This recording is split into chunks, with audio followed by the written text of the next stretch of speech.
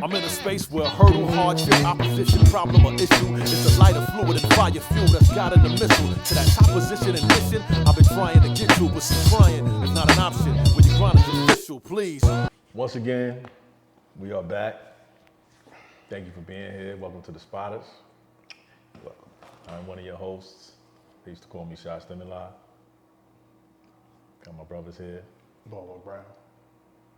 I go by the name Shaq or LG, whatever one you prefer, or the actor Jamal Green. Yeah, thank you for subscribing. Thank you for just promoting it, following, sharing, all the things, man. For people that don't really understand the show, I know we have to keep explaining it, but I think it's hard to kind of grasp that we work out. Sometimes we work out before, sometimes we work out after. And then these are my brothers spotting the weight that I need to get off. You know, whoever's sitting here brings an issue forward to the table. These dudes don't know what it is. That's the dope part of the show, that we sit down and 2 or 3 people don't know what the topic is. So, you know, we want to inspire other people to continue to let off the steam, let off the weight, push it off. This is one situation where we don't mind biting. We don't mind copycat. We want you guys to have these conversations, and some of them being uncomfortable conversations. Yeah. We want you guys to do that. And before I get into it, how do y'all feel about the response so far of the show and people kind of commenting on what we doing? I love it, man. Listen, on a personal note, I'll get a bunch of people either calling, texting, hitting me on IG, or somewhere in the DMs like, yo, I love the show, love what y'all doing. I love to see black men talking and being vulnerable and not, having this macho bravado. I will say as well that I know when we have these positive conversations, or what is deemed as positive, not too many people tune in. But the moment we piss somebody off, they in the comments. All the feedback. feedback. So, I love to have discord back and forth. I think it's all healthy, you know what I mean? As long as it stays on wax, it's all healthy. Right. But everybody's gonna have a difference of opinion. That's what makes us who we are. We're not a monolith. You know what I mean? So, what'd you think so far? I love it, man. I love the interaction. I like that. That's what the purpose of it is. Yeah. Just to create that space for that dialogue for whatever the conversation is. And even taking those, that negative feedback or whatever the feedback is from what their perspective is fine. But I guess for us, it's still just having a conversation of just the thoughts of, and you're going to get a mixed bag of thoughts from everybody. So, like you said, everybody's not a monolith. We know everybody thinks differently. So, I mean, I just love the fact that we're creating conversation. Yeah. And I want people to, again, kind of grasp the idea of, take what we're doing. We have no problem with that. Yeah. But just create these spaces for these conversations that we typically don't have. So. Right. Yeah. I think it's interesting, like you said, we talk about dealing with loss, we talk about what you would say to your younger self, and we get certain reaction, hey, good job. But the minute we say, man, I'm glad I left New York City.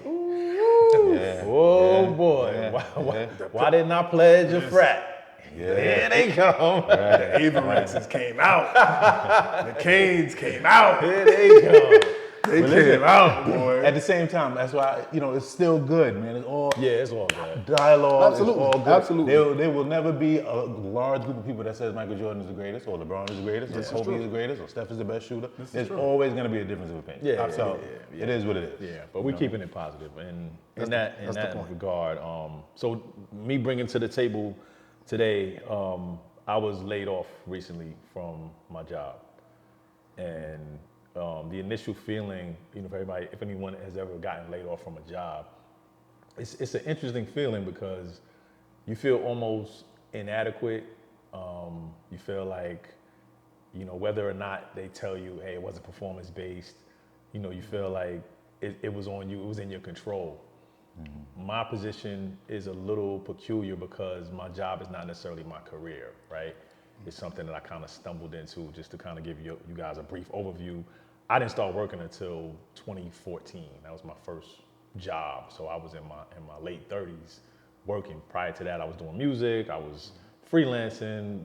Rap was my dream, right? So 2014, I ended up in the school system, start coaching, start becoming a paraprofessional, making not a lot of money, but giving back, feeling like my mission was to reach out to the kids, That was my thing.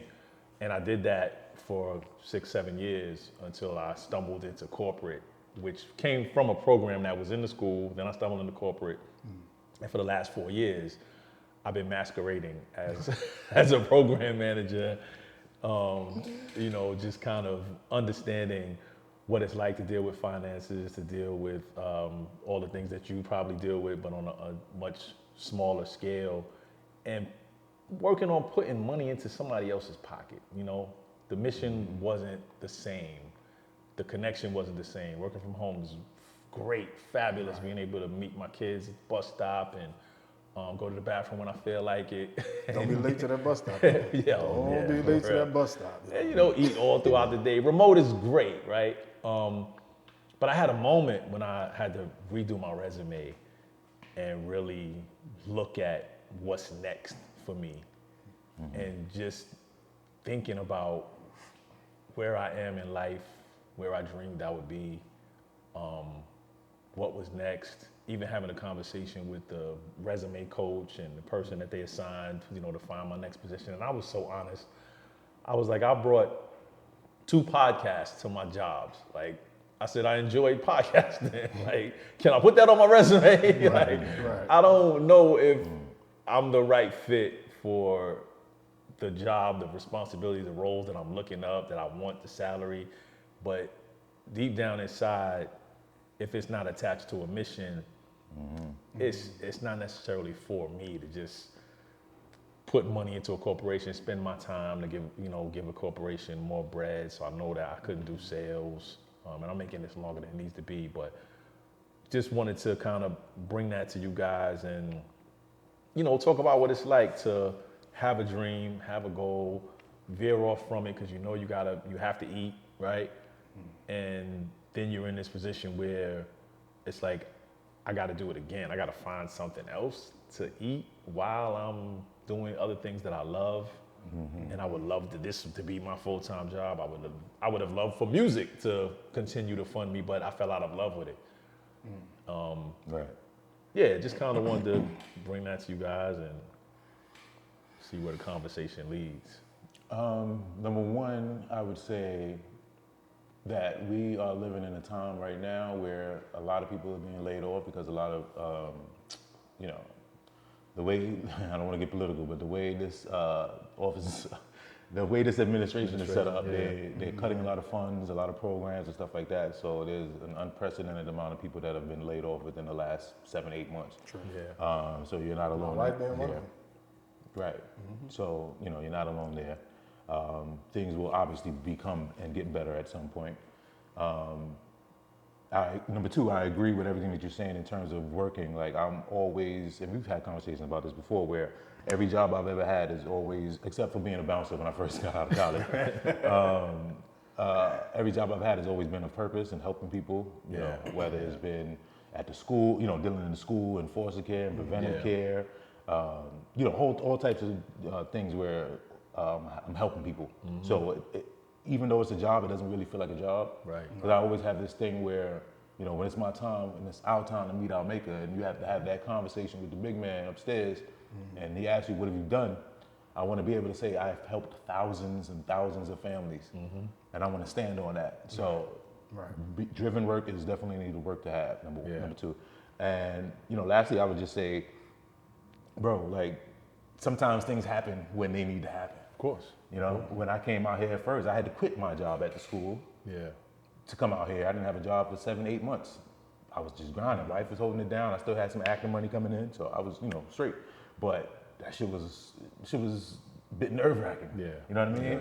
You just buy a house, you want to get all this other shit, you want to do this, and you want to do that, but you know, you can't spend up all your money because you got to hold on to it until the next time you get a gig. Right. So fortunately, I was able to get some remote as well. But I believe everything just happens when it's time to happen. I think for whatever reason, and you probably know later, for whatever reason, you need to be home right now. You need to not only be home, but you need to sit in that, get your be in a creative space, tie up any loose ends that you have, and then when it's time to get back to work, you will be able to handle that a little more freer because you've already put things in place and kind of, you know, you put things in place where you can go to work and those things are still moving because you've had time to set those things up. So that's how I feel about it. And leaning into that creative side, I don't feel like work. No. It's fun. Yeah. You know what I mean? Yeah. So, I've been over here thinking about this. Like trying to, like I've been in both situations where I've lost a job and went about 16 months without a job. And again, same shit through no fault of your own, whatever the case may be, you get laid off. Yeah. But yeah, had to go about 14, 15 months without a job. Wife was holding it down, whatever the case may be. And this is pre-remote, this pre-COVID, pre-all of that. So this at a time when, you still renting, you still, ain't no being late, day 5, you ain't got that money, you got to go. So yeah, like being in them type of situations, living with her moms for a while, just all of that. But I always felt like, and we all know Button will tell you this to this day. He'll tell you I'm the world's worst employee because it's not that I can't do the job. It's just that this is not the job I want to do. So, and the one thing about that is it particularly pertains to my field being that I'm in accounting. Accounting is just accounting. Yeah. Wherever you go, it's accounting, it's accounting. Yeah. And kind of to your point, like later, like these last, say, 10 to 12 years of my career, I've kind of shifted to that. I need some mission-driven work where I'm helping somebody do something like, being in spaces where I'm helping people, create their own business. I'm helping people, victims of domestic violence and things like that. So like being able to pour back in and at least feeling like, okay, I can look at these numbers that I'm pushing around, but I can see that they tell a story. I can see the lives that they impact. Yeah. So having that to kind of lean on kind of has been a thing. But even to that point, I've always felt like work was something you just had to do, not that you want to do it. You know what I mean? It's not something that you wake up and you're just excited about going to work, unless you find one of those type of jobs or careers that, you really excited about what you do. And it's not that I'm not, but again, kind of, and it may be a function of coming from the era that we came in and seeing how difficult it was to get in certain spaces and get access to certain things or type of that. Like the world is wide open to us right now. Right. So pivot that from, okay, I stopped going in office in March of 2020. February 2020. I ain't been back since. Even when they tried to make me come back in office, I was like, nah, we could do it by contract. I ain't doing that. Because I just felt like I would function better at home. I would spare myself the headache of traffic and all that, but at the same time, I can, while I'm not working on something, I can work on whatever it is that I really want to do. Right. So Right. I think being able to balance that kind of has helped working from home. But again, even as recently as this past December, I had 2 jobs. Got laid off of both. I got laid off of both for going to a dentist appointment. Y'all.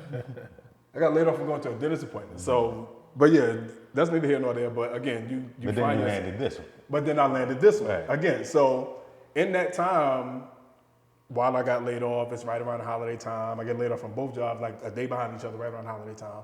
I'm like, I'm cool. Y'all got a severance, y'all got to pay. I work from home. I never take days off. I got a nice PTO balance. Y'all got to pay that out from both jobs. I'm good for a while. But at the same time, the job that I got now just fell in my lap. I didn't even really look for it. It kind of just showed up in my inbox. I applied for it.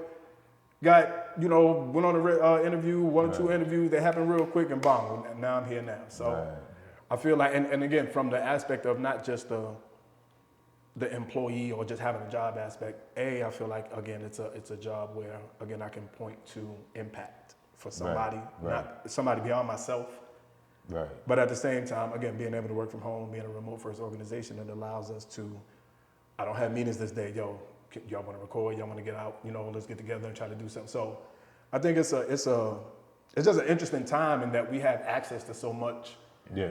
With something as simple as having a phone in your hand or just having a camera in front of you, you can do so much where a job may be something that's you're looking at like, what's that? Who or what? Yeah. My son works. Right.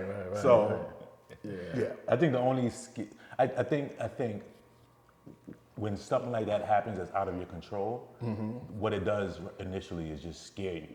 Because it's like, damn, I usually get paid every week on this day or every other week, and now I don't know when the fuck I'm gonna get paid. Right. That's the only thing. But once you get past that part, like say you got 30,000, or you call Black, or you call me, yo, let me hold 20, let me hold 30. Right. If we let you hold that, you like, shit, I get a job and I get a job. Right, because I'm good for a while. I know I can hold the crib down for a while with this. I'm straight. Right, but that's what we call having FU money. When you have FU money, yeah, you can do that. I don't necessarily need to work here. I'm doing this shit for y'all. Right. You know what I'm saying? I'm giving y'all my time. You know what's interesting about the fear that you mentioned? I didn't have fear about actually the money, right? It was more the version of myself that used to do music and was freelancing and didn't know when the money would come in. And that version was not a husband and a father, and was not mature enough to realize that, hey, some type of income, UPS, it's better than no income. Something would have done this and made music easier, right? And I always, I talk about that. I'm like, yo, if I would have just had something coming in, my music would have been purer because I wouldn't have been so stressed. Yes, I was so focused. like making music about music. I was like, I gotta get it. Y'all don't like me. Like it was coming out on record, and this is for the hip hop episode more than anything. But it ties into that version of myself from 2011, 2010, when I knew who I wanted to marry, but I knew I wasn't ready.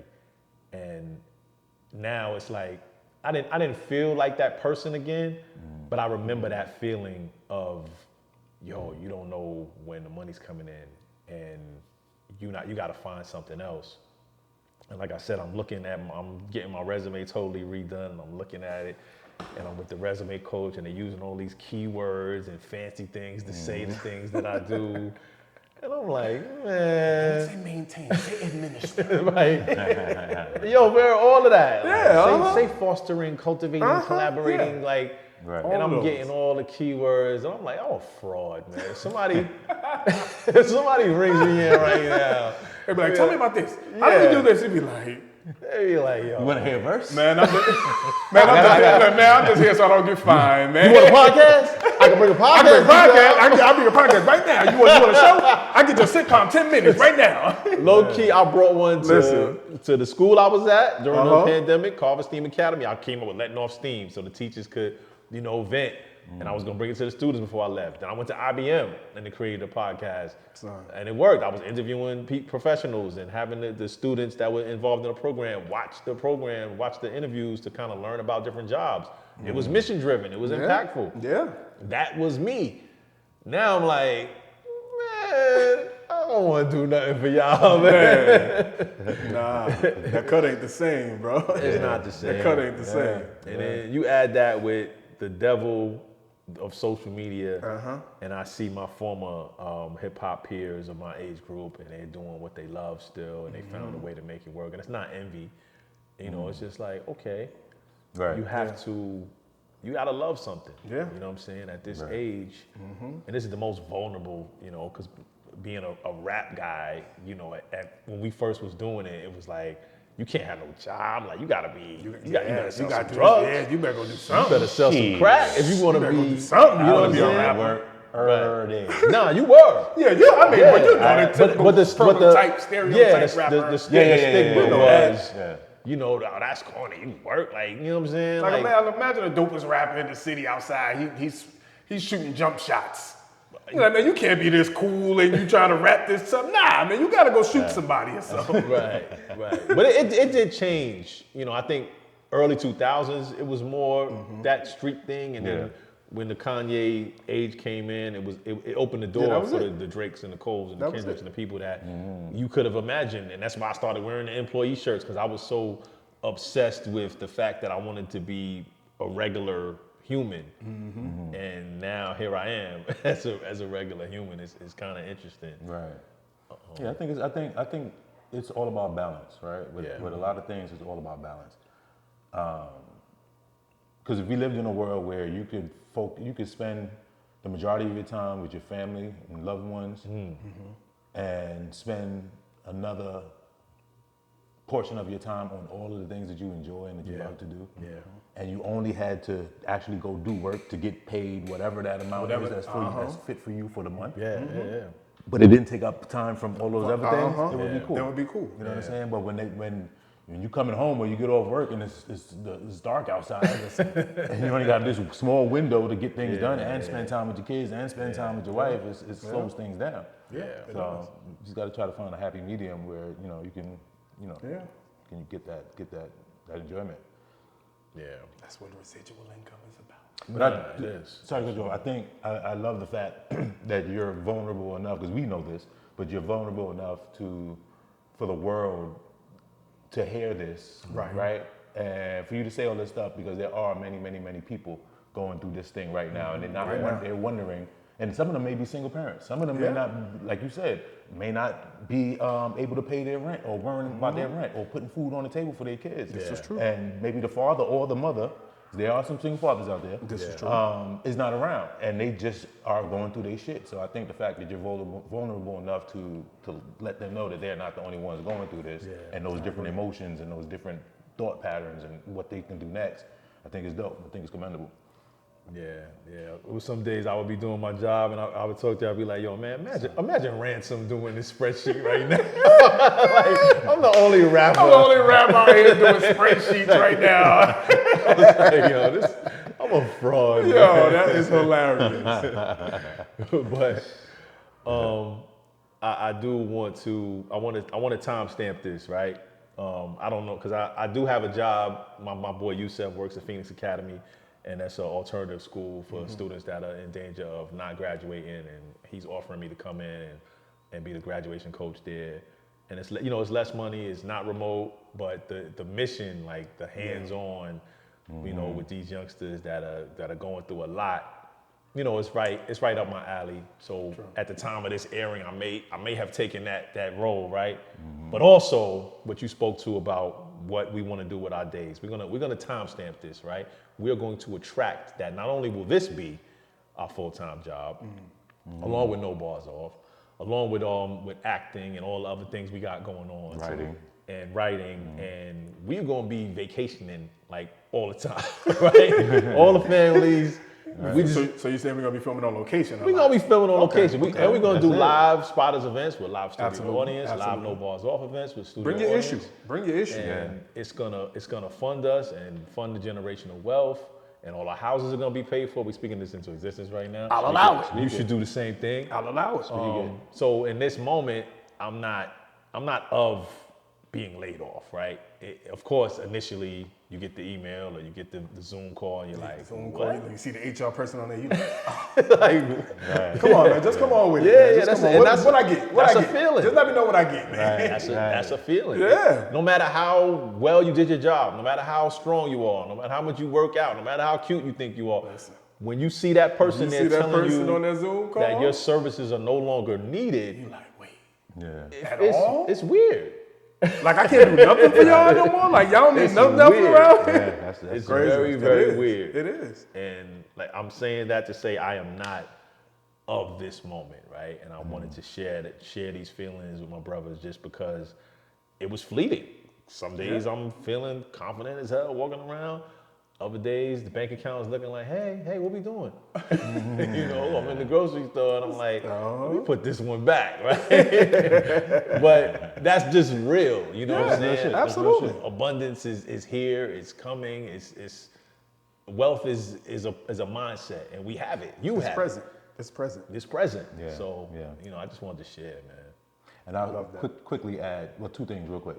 So in regards to this job, if you were to accept that position, what if it was all meant to be? Maybe what if there were 4 or 5 people who you had to save? Because what if? If not, something would happen to them. And that's the whole reason that this whole thing occurred. It's no what if. There's so many numbers in my phone of students that I met over there. You know how that goes. You connect with them, and it's for This is life. true. And you can't, it's no number that you can, that's priceless. That somebody can hit me right now. Yo, Coach Williams, whatever it is. Like that's, I wouldn't have gotten that in no other field. So yes. Yeah. What's your other point? No, my other point was, just to go off topic real quick, I want all of you guys to hit us up, man. Hit us up in our inbox. If it's something that you want to discuss, or you would like, if you have a situation and you want some advice, if there's a topic that you just want us to discuss and you want to get our take on it, please hit us up in our inbox. I say it all that because you brought this issue up, and just knowing that there are people out there that are feeling that way.